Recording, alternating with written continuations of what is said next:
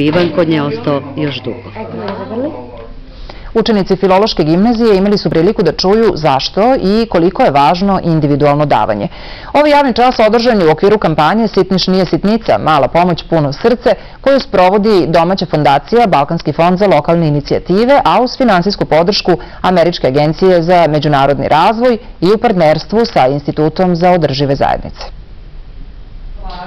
Da se velikodušnost uči od malih nogu pokazuju ovi srednjoškolci. Uvek moje stare stvari koje su mi male i igračke dajem nezbrinutoj deci u Zvečanskoj ulici. Od malena su me učili da dajem sve što mi ne treba i da pomognem kad god mogu. Pomažem svima koliko mogu, na primjer beskućnicima dajem neki sitan novac ili nešto što mogu da uradim za njih. Rano stečene navike neki neguju i danas, ali ih i prenose mlađima. Kao dete u školi davala sam penije za različite stvari. Kasnije sam počela da doprinosim radeći u nevladinom sektoru.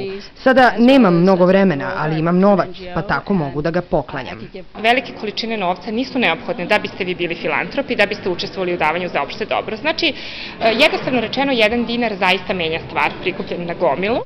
Ovaj javni čas, kako kažu učenici Filološke gimnazije, podstakao ih je da razmišljaju kako mogu konkretnije da pomognu svom okruženju. Osim i u Beogradu, časovi su do sada održani u Kruševcu, Sremskim Karlovcima i Subotici. U snežnoj oluji koja je zahvatila američku državu Indijanu poginulo je 15 ljudi.